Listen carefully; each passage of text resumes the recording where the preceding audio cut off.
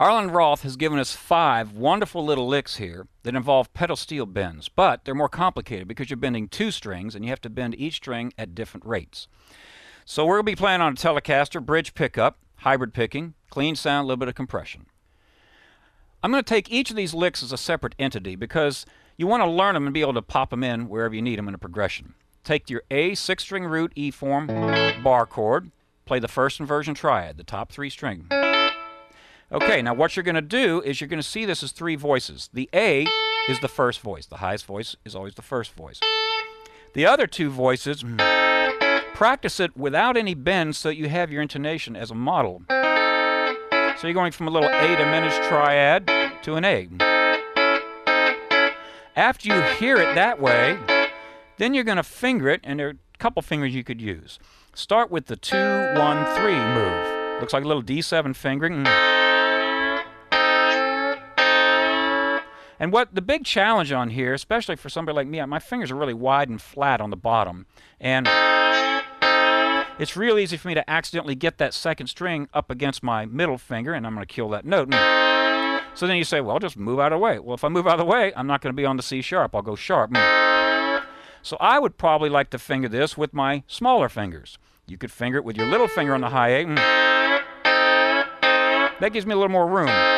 We're all built differently, so you got to figure out what works. And also, these kind of licks would never work for me on a neck that's only 1 5/8 inches at the nut. I need at least 1 11/16 when I start doing all these cross-string things and pedal steel licks. Okay, so that's our first lick. I want to jump over to the third lick because it's actually related to this one. All you're going to do is make it an A7 chord. So we drop that root down to the G. So again, we're going to go through the model, putting a bass in it so you can hear. Well, you're just going to go. You're getting that A7 sound.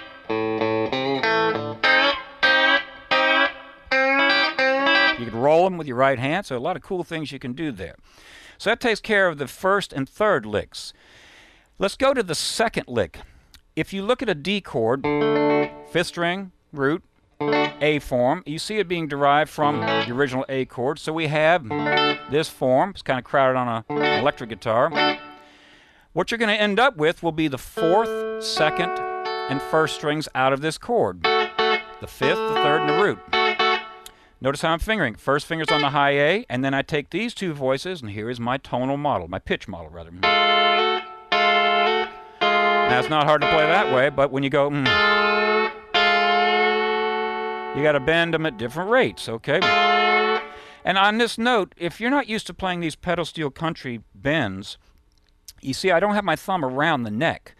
You have to depend on finger strength. So your thumb's a little bit in the back of the neck, not as if you're playing a grand bar, but let's say you were playing, I don't know, something where it's on that upper portion of the back of the curve here.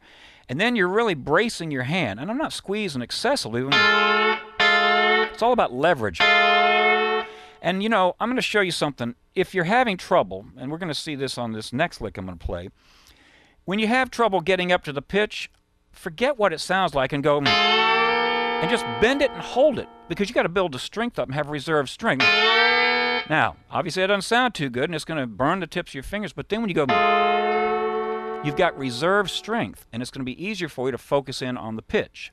Okay, the hairiest lick of this group is the 4th lick. It's a D chord. So we're looking at an A chord going to a D chord. I'm going to show you the forms here. Notice how I'm checking my tuning, because when you start doing these bends, check your tuning frequently. If you stretch a string and it goes out a little bit, you're not training properly. You're having to force yourself to bend farther than you would actually need to. The chord forms we're going to be dealing with will be an A chord coming out of a C form up here, the 5th, 4th, and 3rd strings, root position A chord, which will then move into the 2nd inversion D chord coming right out of our E form 6-string root. So we play our model again. And I'm going to finger it 3, 2, 1. Okay? Now here's where it gets to be fun. You got to bend the 3rd string and the 4th string down toward the floor. So you can see it's. So let's get warmed up. I'm going to play it and bend farther than I need to. And I'll play it so you can hear how it sounds. Wear your safety goggles, because if a string breaks, you're going to get it. All right, now I've warmed my hand up. It'll be... You see how I'm able to bend it? And if you're not used to it, it's going to tear up the tips of your fingers. You have to get your calluses in shape and, you know, grit your teeth and bear it, but they're great tools. Our final lick utilizes a similar move to what we had on the third lick, the first lick, actually.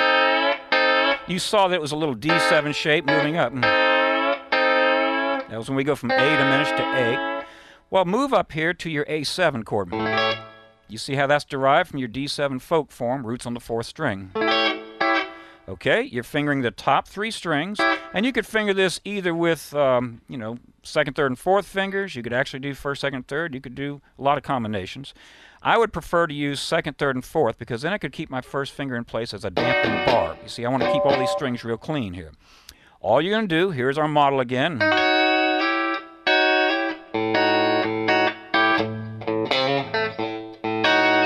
I'm putting it in context so you can hear it. Like, then I go...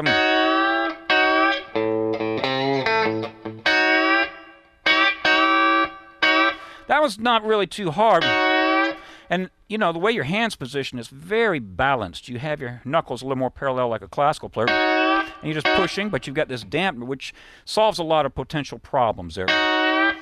Okay, so Arlen has contributed some real finger-busting, challenging double bends. And I encourage you to work out other bends like this. And some other great players who do this sort of thing would be guys like Jerry Donahue. You know, there are a lot of great country players who incorporate this pedal steel approach, and you'd swear they had a B-string bender on their guitar. But they're bending strings in opposite positions, directions, all kinds of things. So work on this, and don't wear your fingers out and get blisters. Be patient, do a little bit at a time, build your hands up gradually for this.